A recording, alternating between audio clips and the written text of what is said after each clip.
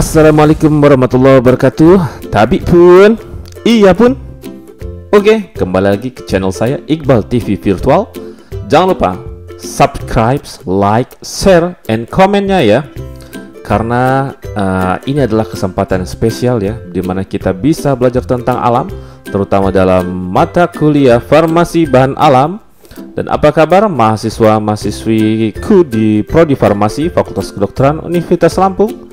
Mudah-mudahan kita selalu dalam keadaan sehat walafiat meskipun dalam pandemi COVID-19. Oke, tanpa panjang lebar lagi, kita akan membahas tentang pharmacological activities of natural products. Apakah itu? Ya, tentunya dari judulnya saja sudah kita ketahui ya. Jadi banyak membahas tentang aktivitas farmakologi dari produk-produk alam ya.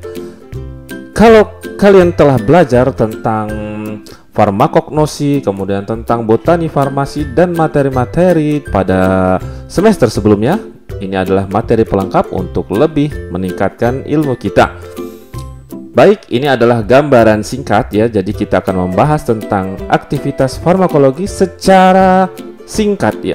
Secara singkat, tidak banyak-banyak, sehingga dapat memberikan pelajaran yang mudah dimengerti. Kemudian pada sesi keduanya nanti akan dilanjutkan dengan pemaparan tentang tumbuhan dari Indonesia ya, yang beraktivitas farmakologis dan berguna dan mudah didapatkan. Sehingga dalam materi sesi 1 ini lebih banyak ke dunia internasional ya, tanaman-tanamannya. Baik, apa yang akan kita bahas? Apa itu pharmacological activities? Yaitu suatu aktivitas farmakologi. Iya Pak, itu artinya ya. Ya sudahlah, kan sudah belajar farmakologi, sudah belajar farmakokimia. Ya, nanti bisa didefinisikan sendiri apa artinya. Baik, aktivitas farmakologi itu dalam bahan alam ya, dalam senyawaan bahan alam bisa meliputi berbagai macam aksi di dalam tubuh manusia. Bisa ke dalam sistem saraf, kemudian ke jantung, kemudian ke sirkulasi pembuluh darah, kemudian ke gastrointestinal tract ya, saluran pencernaan kita, kemudian nasal and respiratory systems, liver, kemudian urinary and reproductive systems, skin and mucous membranes sebagai anti-inflammatory baik steroid and non-steroid. Tentunya nanti di sini tidak dibahas semua ya, lebih ke arah non-steroid. Kemudian ada infections, kemudian ada penyakit-penyakit malignant ya, contohnya cancer, kemudian ada yang berkaitan dengan sistem imun. Jadi aktivitas farmakologi dari senyawaan bahan alam itu sangat luas sekali dan sudah terbukti bermanfaat baik dari zaman dahulu maupun sampai zaman COVID-19 sekarang ya. Nanti akan dikaitkan sendiri, dan adik-adik bisa tentunya search lebih banyak tentang ilmunya. Nah, pada pembelajaran topik pertama yaitu tentang sistem saraf ya. Adik-adik tahu ya, sudah belajar sedikit di dalam blog farmakoterapi bahwa sistem saraf terdiri dari central nervous system ya, sistem saraf pusat, dan tentunya sistem saraf otonom ya. Nah, di sini sistem saraf secara umum itu memang lebih utama ke central nervous system. Nah, uniknya obat-obat yang berasal dari bahan alam ya, ketika dia mempengaruhi central nervous system, dia juga bisa mempengaruhi sistem saraf otonom. Apakah itu berkebalikan? Ya, tidak selalu ya, tetapi lebih kebanyakan dari CNS ke otonom. Sedangkan dari otonom itu sendiri lebih banyak dikaitkan langsung kepada organ ya, sehingga akan lebih berkaitan dengan efek vasokonstriksi, vasodilatasi yang berhubungan dengan sirkulasi dan respiratory. Apa saja sih contoh-contohnya? Akan banyak sekali tentunya di tahun 2021 pastinya lebih luas lagi, tapi kita akan mengutip sedikit tentang yang terkenal saja ya. Apa aja tuh? Drugs acting on the central nervous system. Nah, itu contohnya ada berbagai macam klasifikasi ya. Misalnya di sini yang pertama adalah drugs affecting to mental activity. Ada disebutkan lysergic acid, diethylamide, mescaline, cannabis, purin basis, kokain ya. Dan sampai bawahnya itu sampai valerians. Beberapa efeknya menyebabkan halusinogenik. Nah, susah sekali mengucapkannya ya. Seperti lysergic acid, meskalin dan kanabis ya. Kanabis ini adik-adik tentunya kenal ya dengan adanya ganja ya.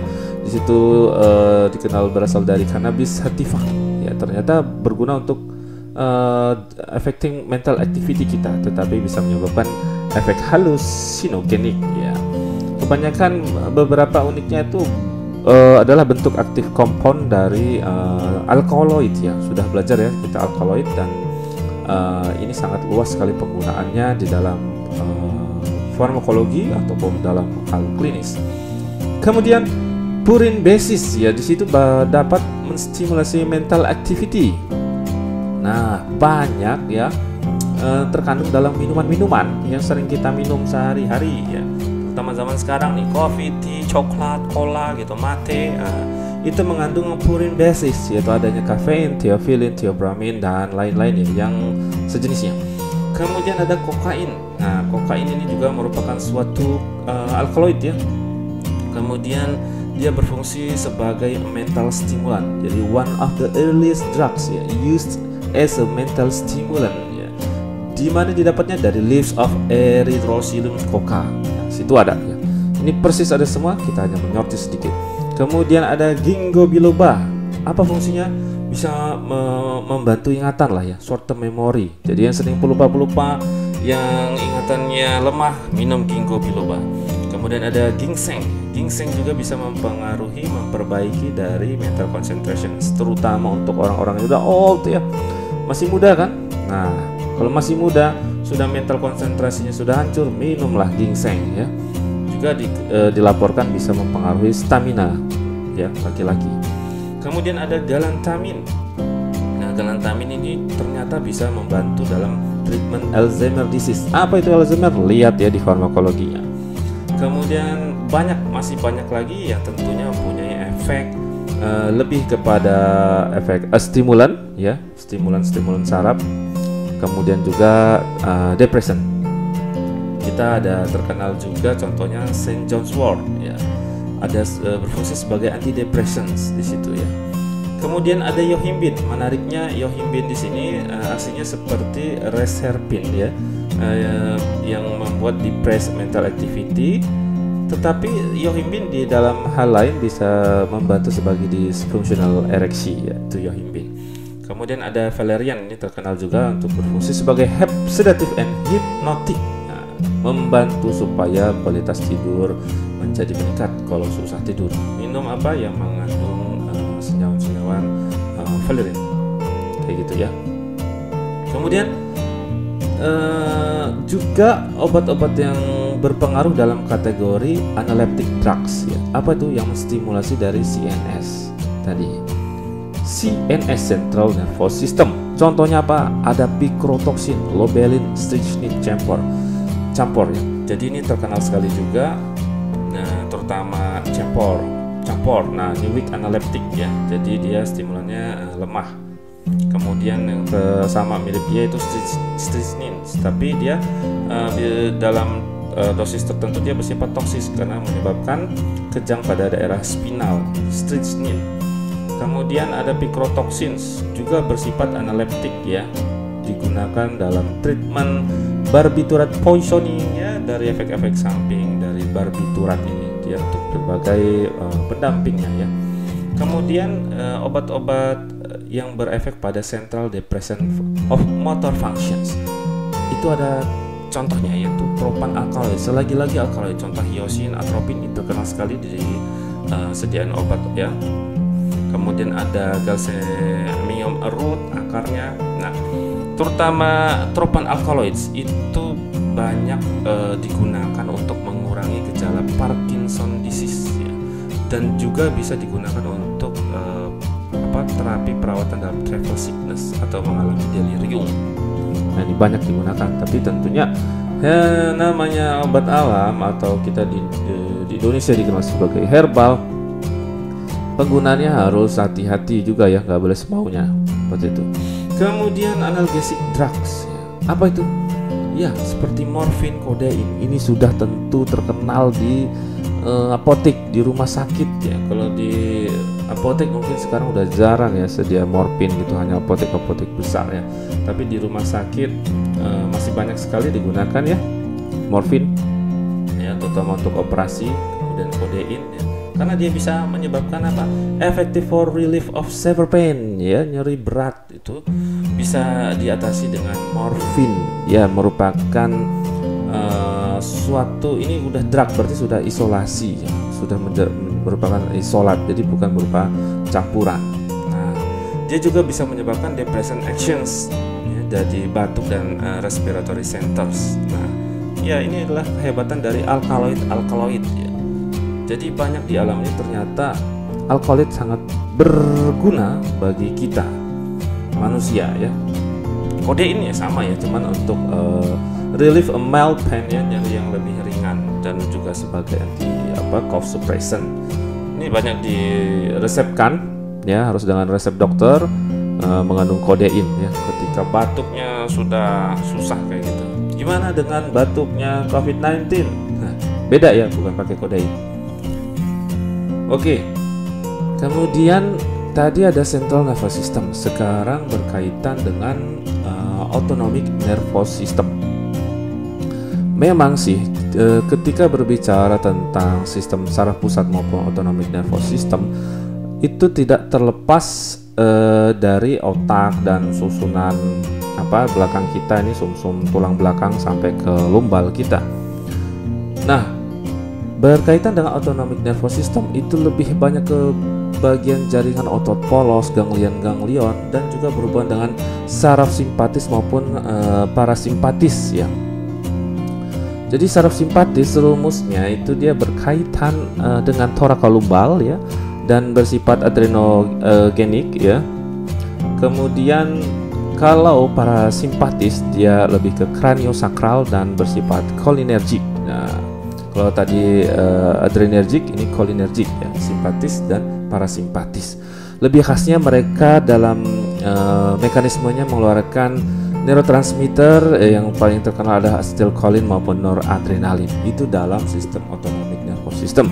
Kalau dalam central nervous system berkaitan dengan tentunya cerebellum ya, medulla oblongata. Nah, itu.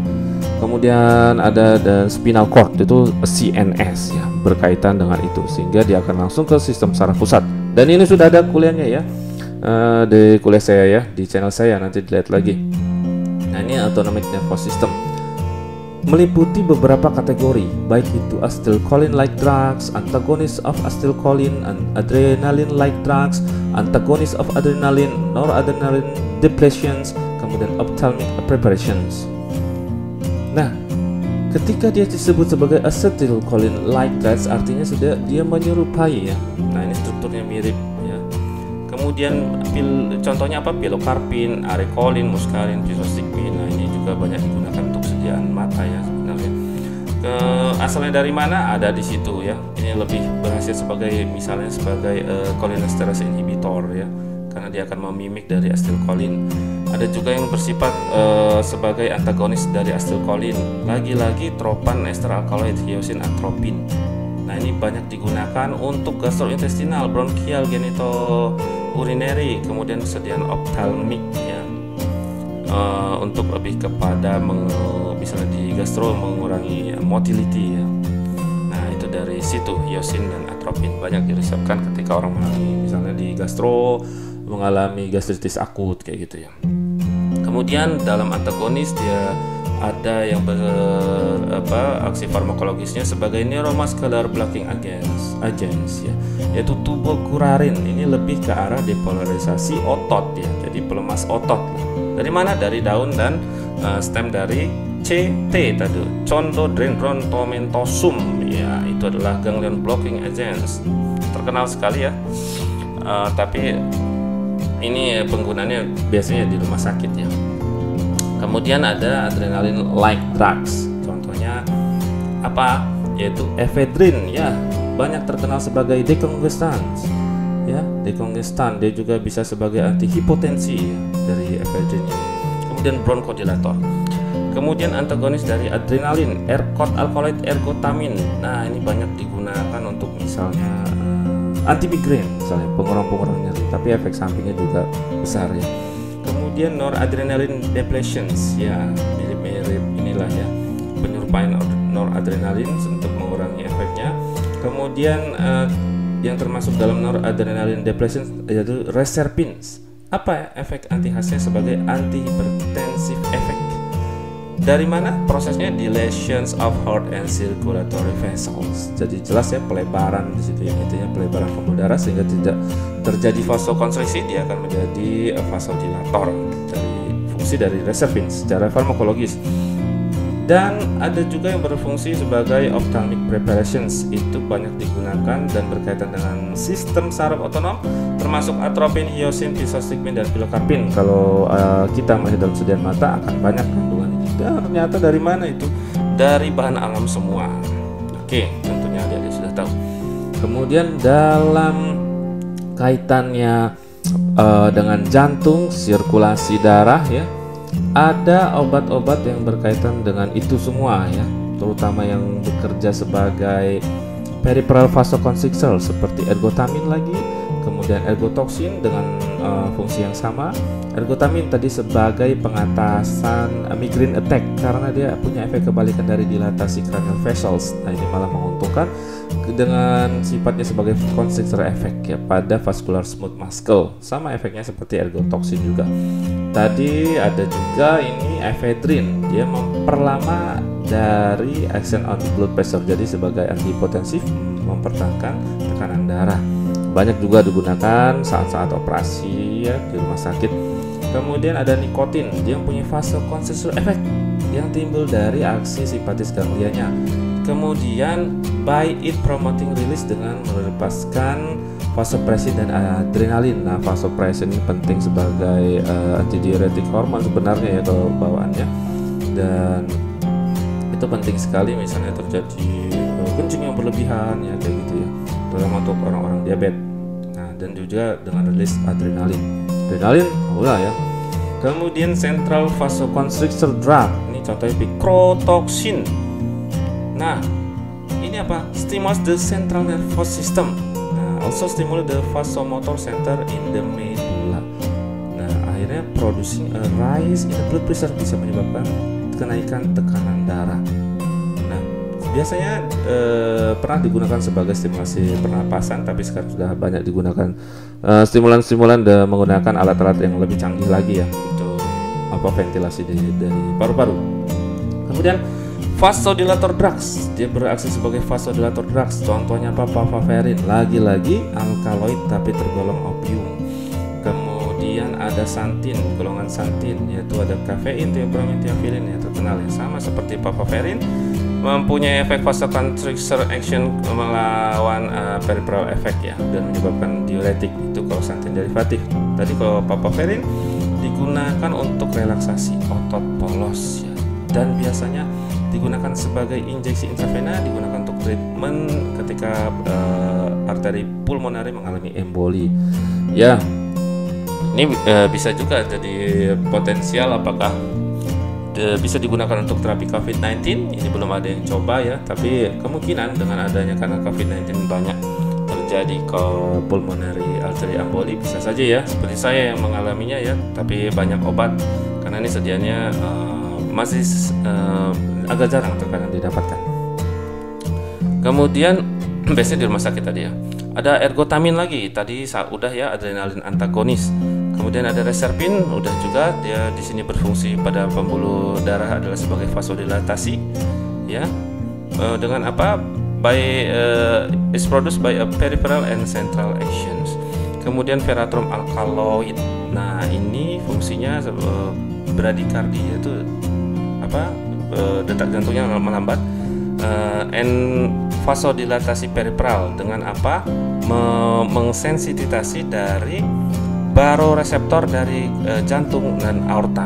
Nah, itu menyebabkan bradikardi dan efek vasodilatasi. Kemudian lanjut kita ke gastrointestinal tract. Banyak sekali yang adik-adik bisa baca sendiri di sini, tapi kita akan membacanya pelan-pelan ya. Siapa tahu nanti bermanfaat. Kemudian di sini ada berbagai macam tipe aksi farmakologi, baik sebagai Di sini penambah nafsu makan, kemudian ada anticholinergic drugs, emetics yang membuat malah muntah, kemudian anti mual ya, kemudian anti emetic ya, kemudian ada carminatives. Satu-satu yuk. Bitters ya, ini lebih ke arah rasa pahit, maksudnya dulu digunakan pahit-pahit itu untuk merangsang nafsu makan, misalnya memakan daun-daun yang pahit, pepaya, pahit, apa-apa yang pahit itu supaya apa? Menstimulasi nafsu makan. Nah, kenapa? Karena rasa pahit itu bisa menstimulasi gustatory nerve di mulut ya. Kemudian akan memicu pengeluaran apa? Sekresi dari apa? Gastric juice. Apa tuh jus lambung? Bukan ya, maksudnya itu di situ ada kandungan air, mineral, garam mineral, dan enzim-enzim ya seperti pepsin. Nah, itu gastric juice sehingga akan merangsang nafsu makan. Banyak juga yang digunakan untuk ini seperti ada yang di situ. Ini gentian, quassia columba, kinkona. Nah, ini ya, mungkin kurang familiar ya. Kalau di Indonesia biasanya digunakan temulawak gitulah mudahnya.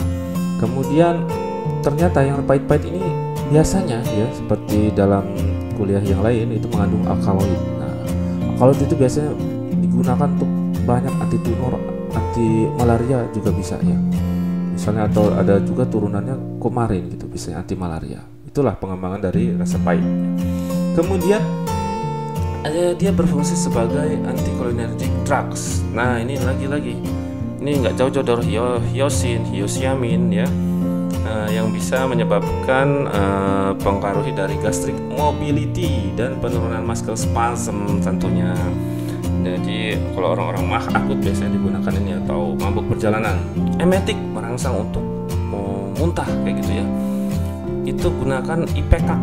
Nah, ini sering-sering disediakan alam ipecac oral ya. Ini dia merangsang ekspektoran, tetapi secara lebih delay emetic, yaitu lembut lah ya. Kemudian picrotoxin stimulates the vomiting, merangsang mual ya supaya keluar ya, dengan berefek pada central nervous system. Keluar apa? Ada dahaknya misalnya dikeluarin untuk orang-orang batuk. Ada juga anti emetic ya, anti mual kayak gitu ya. Jadi biasanya digunakan itu adalah ginger. Nah, ginger ya, dalam biasanya permen ya, kalau sekarang permen ginger, travel sickness kayak gitu. Bisa juga ada cannabis nih ya.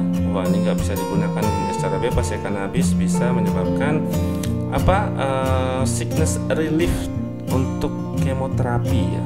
Jadi supaya nggak, biasanya kalau pasien yang mengalami kemoterapi itu kan akan pengen mual, muntah kayak gitu. Jadi sini dicegah dengan cannabis. Tentunya kalau di negara lain sudah bisa digunakan ya sebagai pengobatan, tetapi beda-beda aturan ya. Karena di Indonesia sendiri rawan sekali dalam penyalahgunaannya. Oke, carminatif sebagai peluru buang angin ya. Ini banyak digunakan untuk bayi atau juga orang-orang yang elderly, tetapi anak muda juga ya, biasanya nanti kembung kayak gitu-gitu ya. Dan diremehkan sakit kembung itu karena bisa memacu kenaikan asam lambung yang mempengaruhi organ-organ lainnya, sehingga harus dicegah dan diobati. Nah, ini banyak ya, dari ginger, pimento, clove, cinnamomum, banyak sekali, dan biasanya digabung dengan kalau obat misalnya antacid. Nah, tapi ada juga ternyata berfungsi sebagai antacid nih, chalk ya, is used as an antacid and charcoal as an absorbent, jadi menyerap racun-racunnya. Oke, lanjut dari gastrointestinal ada ulcer therapy, demulcents, laxative, purgative, banyak sekali yang bisa dibaca sendiri-sendiri. Dari ulcer kita gunakan glycerythenic acid ya. Kemudian ada juga digunakan marshmallow. Ini bukan marshmallow yang digunakan kan anak-anak ya, nanti sebuah tanaman ya. Kemudian demulcent ini pengurang iritatif ya dalam saluran cerna. Mudahnya sih misalnya bisa juga madu kayak gitu ya. Tapi ini digunakan misalnya Iceland moss, orris, and elm bark ya, di sini digunakannya untuk ulcer therapy karena butuh pelapis untuk mukosanya. Kemudian ada laxative and purgative. Ini ada banyak tipe, dari agar-agaran kemudian meningkat sampai ke podolium resin. Kalau agar Physaelium ispagula itu prinsipnya berupa koloid sehingga dia akan membentuk bulk seperti kalau adik-adik minum Vegeta ya. Jadi dia akan mengabsorb water kemudian membentuk bulb. Nah, itu yang akan mengeluarkan kotoran-kotoran sehingga lebih mudah terserap, keluarlah itu, memudahkan untuk defekasi. Kemudian Sena ini banyak digunakan baik daun maupun buah, dan ini sudah banyak sekali di pasaran. Adik lihat di marketplace banyak sekali produk-produk Sena dan berkhasiat. Saya pun menggunakannya terkadang. Nah, ini mengandung apa? Anthraquinone ya, dari WCR hidrolis, terhidrolisasi di dalam usus, kemudian menstimulasilah itu ya gerakan peristaltik itu. Nah, itu sama ya seperti cas, cara rubah kalau sama fungsi mekanisme seperti Sena. Nah, ini bisa yang lain juga, castor oil maupun resin dari podophyllum ya, itu juga bisa digunakan. Nah, kalau resin dari podophyllum ini drastic purgatif, kuat sekali. Tapi sekarang little use for this purpose ya, karena akan berbahaya. Semakin kuat semakin berbahaya. Seringnya diresepkan dengan belladonna ya. Nah, karena belladonna itu punya efek-efek samping yang berbahaya juga. Tapi dia saling menetralkan gitu ya di antara dua itu. Kemudian ada rectal dan colonic drugs biasanya digunakan ya, yaitu arachis oil ya, ini sebagai tambahan-tambahan dalam sediaan rectal and colonic drugs-nya, terutama dalam sediaan yang berbentuk suppositoria. Kemudian ada anti diare drugs juga, ternyata morfin dan kodein digunakan karena mempengaruhi dalam mobility dari bowel ya, kemudian mempengaruhi tonus dari smooth muscle dari bowel ya, dia dapat meningkatkannya sehingga dia akan berfungsi sebagai anti diare. Nah, biasa diresepkan dengan kaolin. Nah, ini adalah kombinasi yang adik-adik bisa gunakan dalam farmasi bahan alam ya, jadi kombinasi ya. Kemudian dalam hal sistem nasal dan pernapasan itu banyak digunakan senyawa-senyawa yang tidak jauh beda ya, yang mengandung alkaloid kayak gitu. Ada yang berfungsi sebagai aromatic inhalations, contohnya apa? Benzoin, eucalyptus, menthol. Nah, ini kan banyak mengandung terpenoid biasanya. Kemudian ada bronchodilator dan nasal decongestant, itu adalah contohnya golongan santin lagi ya. Santin bisa juga ephedrine, ephedra, diafilin ini ya. Kemudian sebagai ekspektoran tadi ipekak ya, mengeluarkan dah. Ipekak. Nah, ini yang paling terkenal. Yang lainnya banyak di situ. Kemudian ada anti ekspektoran, contohnya dia atau antitusif lah ya. Kodein, atropin. Kemudian cough depressan apa? Morfin, kodein. Nah, ini sama ya. Kemudian demulsion untuk pengurang iritatifnya. Dalam nasal respiratory yaitu ada marshmallow, verbascum, plantago. Nah, madu. Nah, madu biasanya yang mudah digunakan. Iceland moss apa itu? Lihat di internet ya.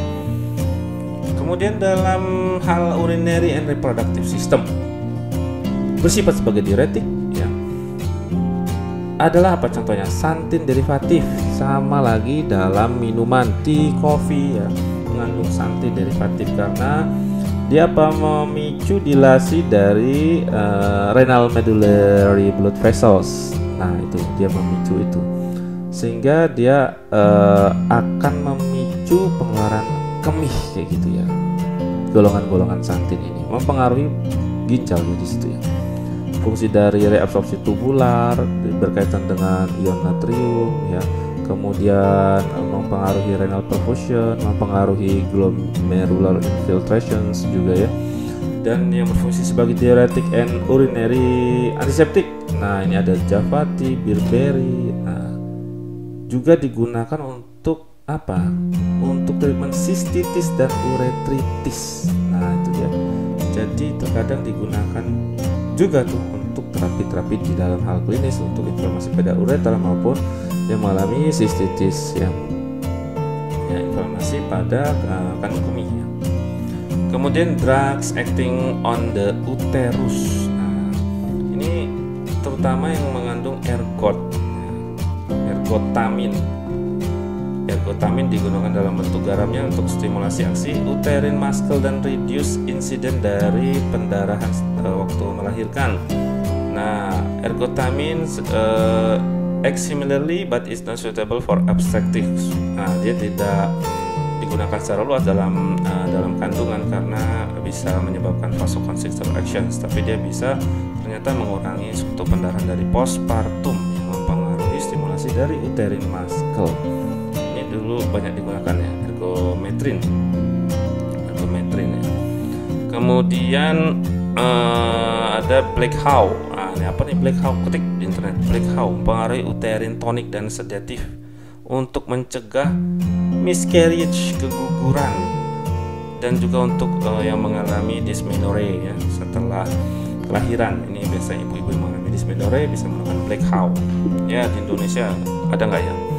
Kemudian Hydrastis bisa mengatasi menorrhagia, kelebihan darah untuk mens ya, banyak darah keluar, kemudian gangguan mens lebih ke arah ke sana. Kemudian Agnus Castus juga berhubungan dengan wanita juga, menopausal disorder, PMS, kemudian dysmenorrhea. Luas sekali ternyata penggunaan dalam hal urinary and reproductive system, berfungsi sebagai oral kontraseptif female, lebih ke arah steroid ya, tapi tidak dibahas di sini. Kalau untuk male misalnya gosipol. Banyak sebenarnya tumbuhan yang digunakan untuk aktivitas anti fertility. Ya, apa itu? Dicari ya untuk tugas ya. Kemudian male impotence ya, mempengaruhi impotensi laki-laki itu papaverin. Tapi ini harus hati-hati. Kemudian tadi yang sudah disebutkan di atas, yohimbin untuk mengatasi disfungsi ereksi. Jadi laki-lakinya loyo gitu ya. Nanti kalau punya pasangan, kalau dia loyo, minum yohimbin, salah satunya yang dari alam. Tapi harus diperhatikan karena akan pengaruh ke efeknya ke jantung nanti ya. Jadi nggak boleh berlebih juga.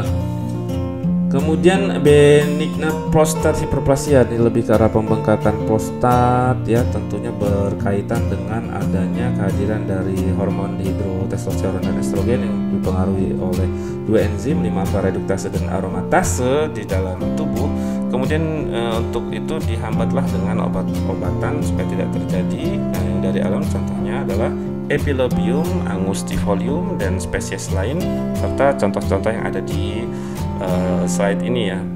Prunus africana, ini tanaman-tanaman dari luar. Nanti kita akan membahas tanaman yang familiar lah yang di Indonesia. Kemudian skin and mucous membrane, pengaruhi kulit ya, membran mukus pada kulit. Itu ada yang berfungsi sebagai emollient dan demulsion ya, intinya mengurangi iritatif dan sebagai pelembab ya, banyak digunakan misalnya olive, coconut kayak gitu, lemak, wax kayak gitu ya. Ini udah tahu ya, di farmastika ada mucilagos. Kemudian berfungsi sebagai absorban, itu bisa digunakan alginat, charcoal, starch, astrigen untuk pengecil pori ya, misalnya tanin digunakan di situ yang mudahnya. Kemudian ada mengatasi iritan, ada campur gitu, metil salisilat, ada yang berguna sebagai antiseptik, tim oil, eugenol, timol, baju putih. Kemudian ada yang digunakan sebagai anti-inflammatory agents, maticarea, arnica. Nah, ini untuk psoriasis dan eczema treatment nih, biasanya untuk orang-orang yang mengalami autoimun ya, bosan dengan obat-obatan yang ini biasanya sedianya dari alam. Ini dari allantoin, kode oil, primrose oil. Nah, ini untuk dalam hal adik-adik merancang formulasi sediaan herbal kayak gitu ya, bisa membuat industri sendiri untuk mengatasi wound covering ya, baik itu bersifat sebagai oklusif, non oklusif maupun hemostatik. Biasa digunakan alginat, katan juga seperti itu ya. Nah, untuk NSAID yang terkenal memang biasanya ya, obat itu aspirin, ternyata didapat dari kulit batang willow ya, dalam bentuk salisilatnya, digunakan luas sampai sekarang digunakan untuk rheumatic disease, gout, painful condition, tapi harus diperhatikan juga pada efek lambungnya ya. Kita sudah membahas juga aspirin ini di dalam mata kuliah yang lain ya. Nah, ini harus hati-hati. Kemudian dengan adanya aspirin, karena efeknya sangat bermanfaat, pengembangannya sangat diperlukan untuk pengembangan obat-obat NSAID dari alam. Nah, contohnya sudah banyak yang dari dulu, misalnya ada yang mengandung flavonoid ya, yaitu galangin dari Alpinia officinarum. Nah, ternyata terbukti menghambat COX ya. Kemudian ada juga inhibitor lipoxygenase dari Spiranthes oleracea. Kemudian ada American Plant of the Composite, juga digunakan untuk treatment dari rheumatic disc organ yang tadi ya ternyata. Kemudian ada Echinacea purpurea, juga digunakan dalam anti-inflamasi.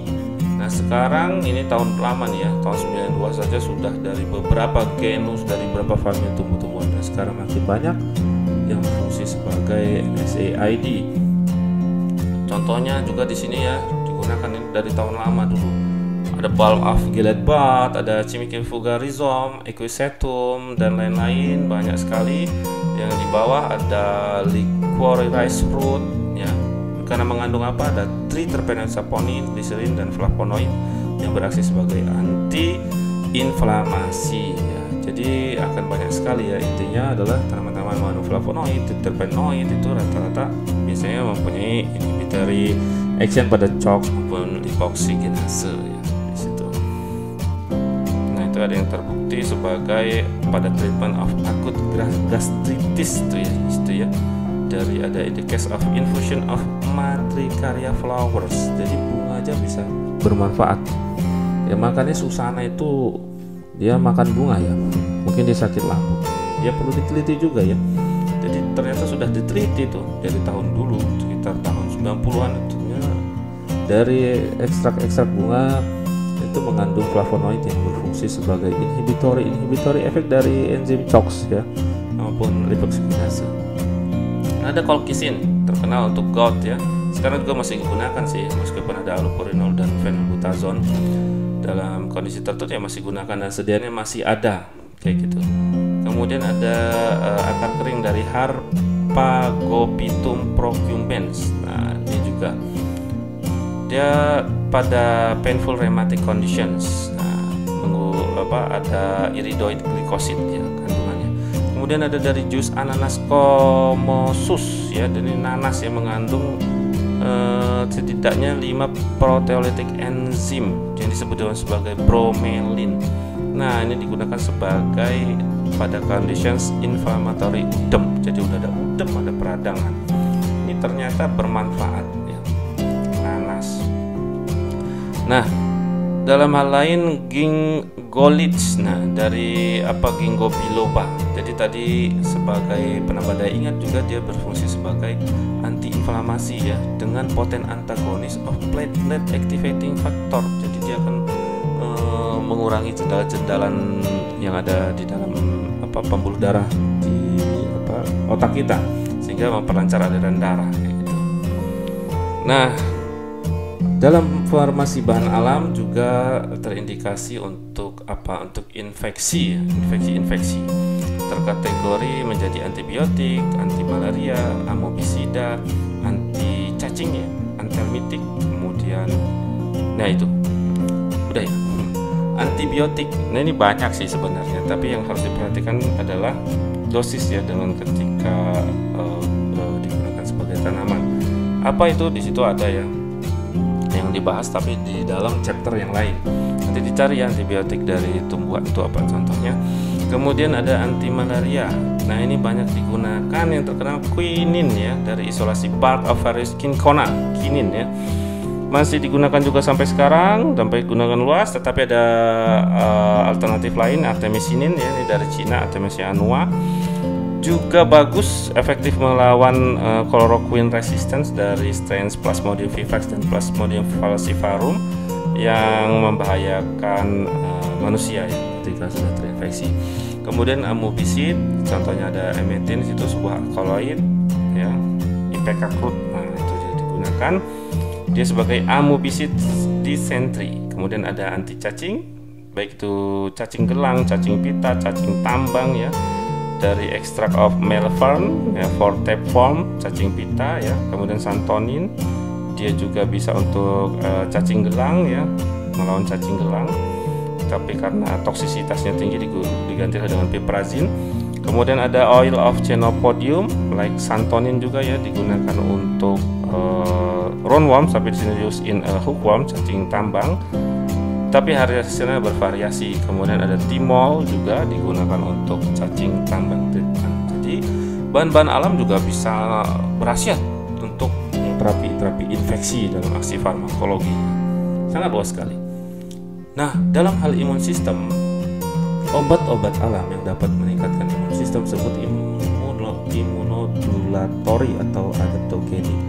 Terkadang dapat digunakan untuk repair the system ya, Maksudnya ketika ada operasi untuk mencegah penolakan dari transplantasi organ, tapi juga dapat menstimulasi dari imun untuk melawan virus. Contohnya AIDS atau treatment dari cancer itu sangat berat. Nah, dalam hal ini juga dikaitkan dengan dunia pandemi sekarang, banyak herbal yang digunakan untuk meningkatkan imun melawan virus ya. Contohnya nanti ada di dalam slide kedua nanti, tema kedua kita nanti. Ada sambiloto di situ ya, dan lain-lainnya. Nanti sedikit aja sih, tapi contoh yang terkenal sekarang adalah sambiloto, ada yang dari India, kuch Hindi dan lain-lainnya. Nanti bisa dicari. Nah, ternyata dalam hal imun itu contoh echinacea ya maupun ginseng itu sangat terkenal dari dulu dan sekarang lebih terkenal lagi, terutama echinacea dalam sediaan obatnya. Contohnya ada imbus ya, yang terkenal sekarang ya, dan digunakan juga untuk terapi dalam menghadapi COVID-19. Tapi penggunaannya tidak boleh lebih dari 2 bulan. Ginseng juga meledak pasarnya di Amerika, padahal dulu Amerika nggak terlalu percaya. Ternyata sekarang sudah dibuktikan ya secara uji preklinik maupun klinik. Nah, begitu demikian kilas singkat tentang obat-obat alam ya yang sudah diisolat dan bisa saja kita formulasikan untuk kombinasi dengan penggunaan yang hati-hati. Silahkan untuk mereview salah satu aksi farmakologi dari salah satu taman di atas. Untuk lebih detailnya adik-adik bisa mencari artikelnya di internet saja ya, bisa dalam banyak jurnal, sehingga akan memperluas pengetahuan adik-adik semua. Oke, selamat belajar, terima kasih.